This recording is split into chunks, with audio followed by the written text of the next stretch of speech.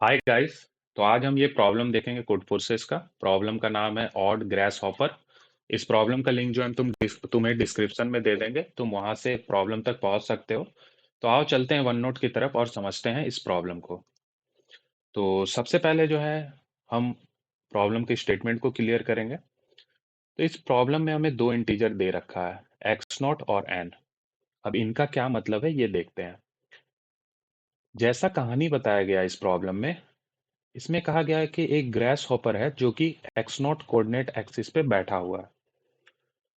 और ये क्या करेगा ना, ये इस कोऑर्डिनेट एक्सिस पे जिस भी पॉइंट पे बैठा हुआ है ये वहां से जंप करेगा। अगर लेट सपोज करो ये अपना फर्स्ट जंप मार रहा है, ठीक है, तो फर्स्ट जंप में ये एक यूनिट ऑफ डिस्टेंस कवर करेगा। अगर ये सेकंड जंप लेता है तो ये दो यूनिट ऑफ डिस्टेंस कवर करेगा। यानी कि जितना जंप का नंबर रहेगा उतना यूनिट ऑफ डिस्टेंस ये कवर करेगा। ठीक है, तो यानी कि थर्ड लेगा तो थर्ड में 3 यूनिट ऑफ डिस्टेंस कवर करेगा एंड सो ऑन। इसी तरह से ये चलते रहेगा, मूव करते रहेगा। ठीक है, तो हमें बताना है कि इस ग्रास हॉपर का जो कि इनिशियली एक्स नॉट पे है, nth जंप के बाद क्या कोऑर्डिनेट एक्सिस रहा होगा। ये हमें एज एन आउटपुट देना है। ठीक है, ये एज एन आउटपुट हमें देना है। अब देखो यहाँ जो जंप भी है ना वो भी थोड़ा यूनिक तरीके का है। लेट सपोज करो अगर ये एक्स नॉट ऑड है, अगर ये ऑड है तो वो मूव करेगा राइट, यानी कि वो जो जंप लेगा ना वो राइट लेगा।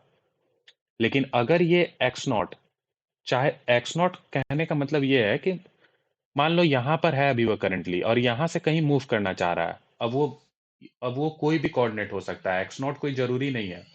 ठीक है, मतलब कि करंटली मान लो वो कहीं पे भी बैठा हुआ है, कोई सा भी कोऑर्डिनेट है एक्स है, और यहाँ से इसको अपना नेक्स्ट जंप लेना है।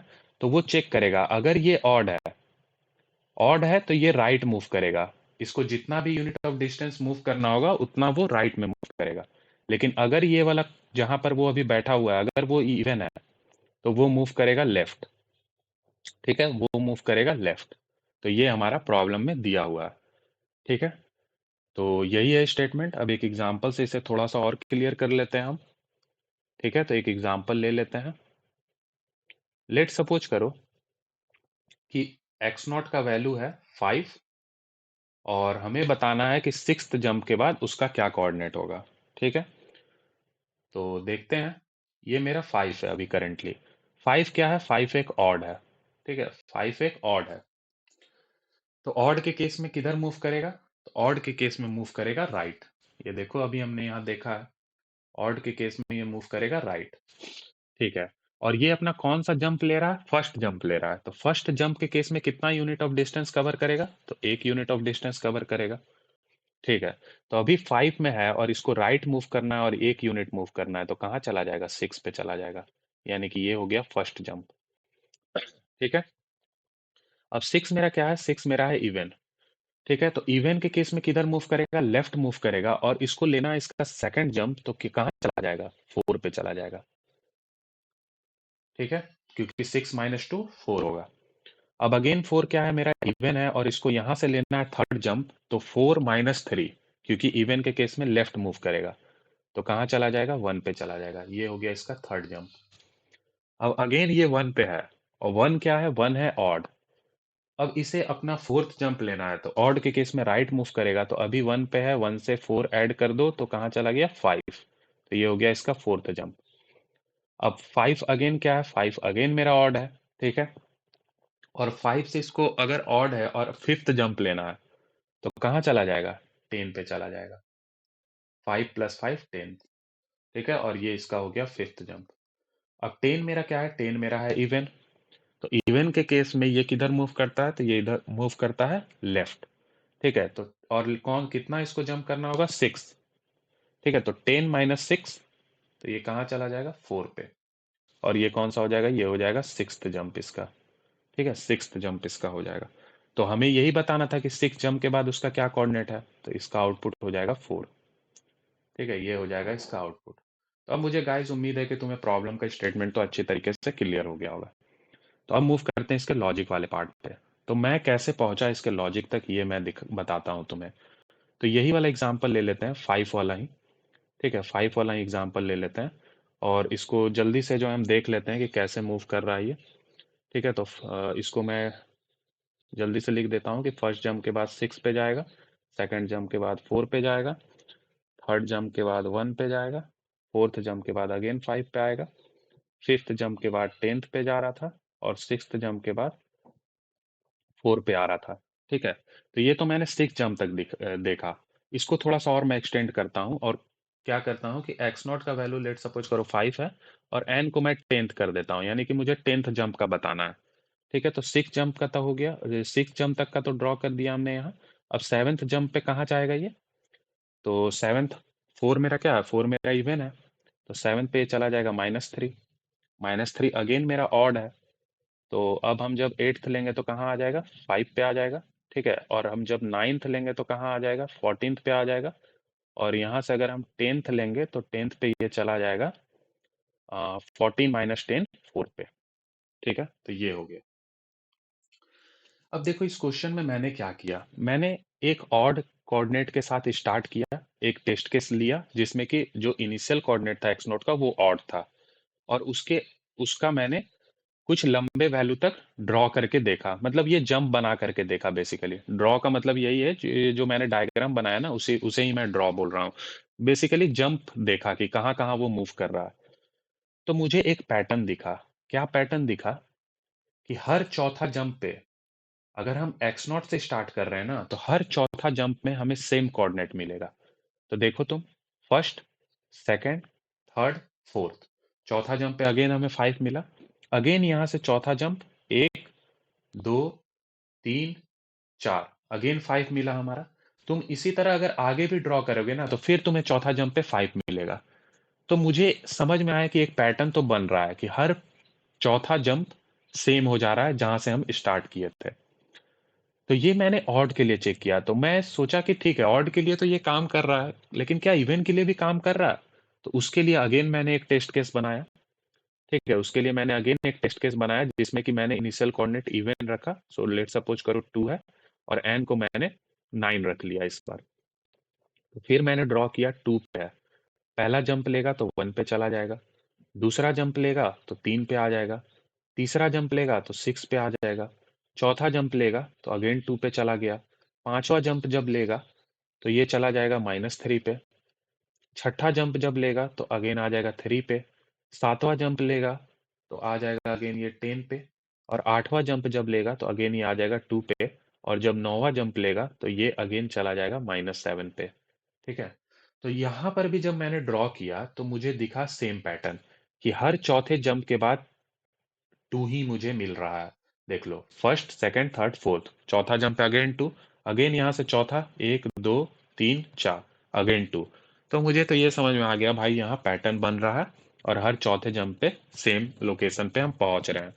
ठीक है, तो बस अब मुझे यही वाला तो कोऑर्डिनेट निकालना है। अगर ये 9th वाला कोऑर्डिनेट मुझे बोला जाए निकालने, तो ये हम कैसे निकालेंगे?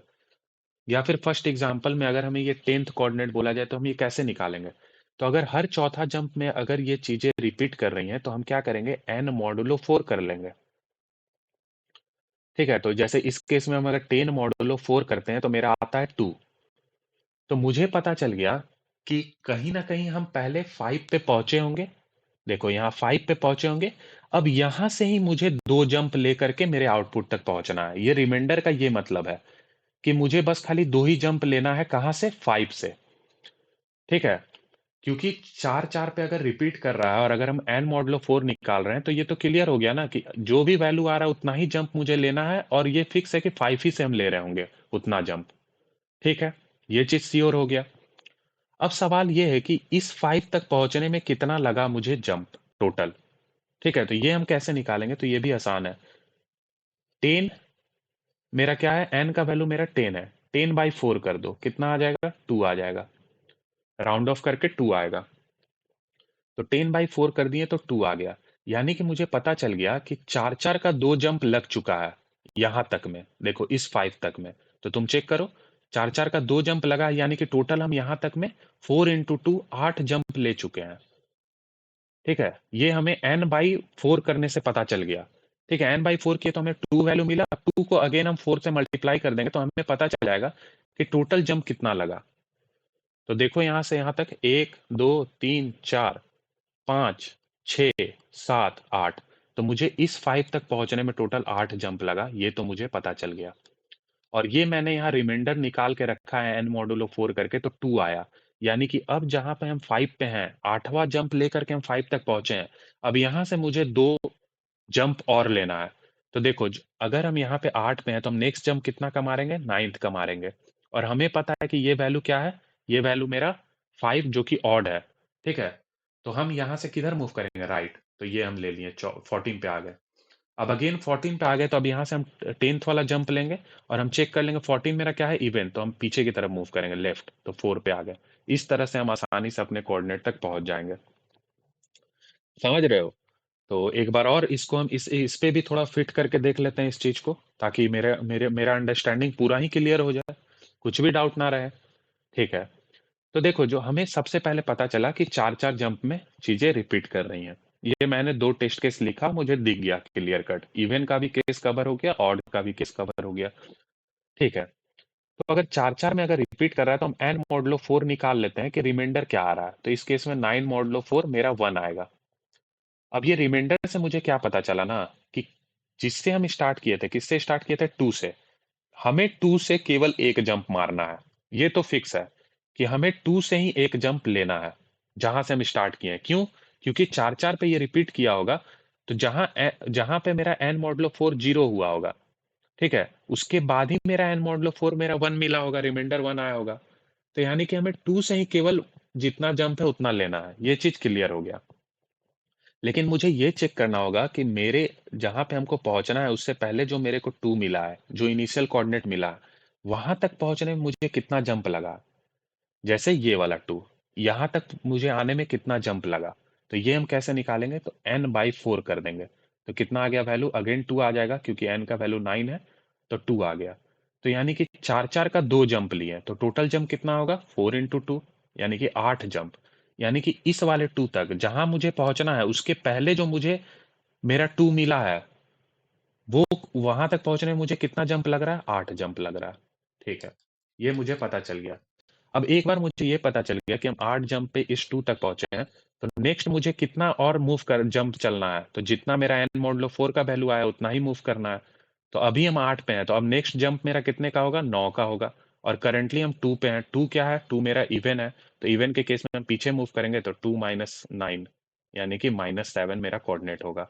और एक ही मुझे जंप लेना था, तो वो जंप हम ले लिए। अब यहाँ पे जो मेरा वैल्यू आया उसको हमको आउटपुट कर देना। तो हो गया मेरा क्वेश्चन खत्म। ठीक है?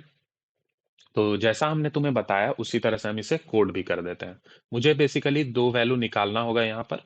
सबसे पहला मुझे क्या निकालना है? तो सबसे पहले मुझे n मॉडुलो 4 निकालना है। इससे मुझे पता चलेगा कि जो भी मेरा इनिशियल कोऑर्डिनेट है उससे मुझे अब कितना जंप लेना है। ठीक है? ये चीज पता चल गया इस वाले रिमाइंडर से।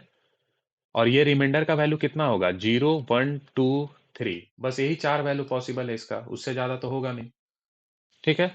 तो ये हम आसानी से निकाल लेंगे। अब एक बार मुझे पता चल गया कि अभी हमें करंट से इतना मूव करना है, तो हमें ये भी चेक करना होगा कि ये वाला जो एक्स नॉट है यहाँ तक मुझे आने में कितना जंप लगा है। तो वो हम कैसे निकालेंगे? तो n/4 कर देंगे, तो मुझे पता चल जाएगा 4-4 का इतना जंप हुआ। तो टोटल जंप अगर निकालना है तो कितना करेंगे? इसका जो वैल्यू आएगा उसको मल्टीप्लाई कर देंगे 4 से। तो मुझे पता चल जाएगा मेरे पीछे जो मेरा इनिशियल कोऑर्डिनेट मिल रहा है वहां तक में मुझे कितना जंप लगा। अब वहां तक का अगर जंप मुझे पता है, और यहाँ से मुझे अगर लेट सपोज करो 2 जंप मारना है जितना मेरा रिमाइंडर है, तो वो हम आसानी से निकाल सकते हैं। आओ इसे कोड कर देते हैं। तो सबसे पहले हम इनपुट अपना ले लेंगे xn। ठीक है? सीन कर लिए हम xn। अब हम क्या करेंगे?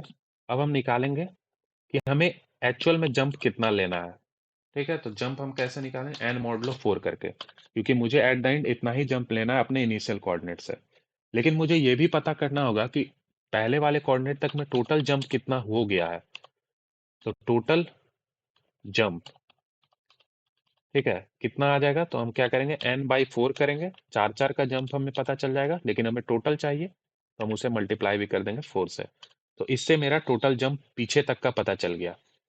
यानी कि जहां पे ये वाला कोऑर्डिनेट एक बार और आया होगा, जो मेरा इनिशियल कोऑर्डिनेट है, ठीक है, जो मेरा इनिशियल कोऑर्डिनेट है वो एक बार और यहाँ आया है, तो यहाँ तक का मुझे जंप पता चल गया। अब यहाँ से मुझे नेक्स्ट जंप लेना है, तो यहाँ तक का जंप अगर पता है तो इसको हमें एक से इंक्रीमेंट भी करना होगा, तभी हम नेक्स्ट तक पहुंचेंगे, है ना।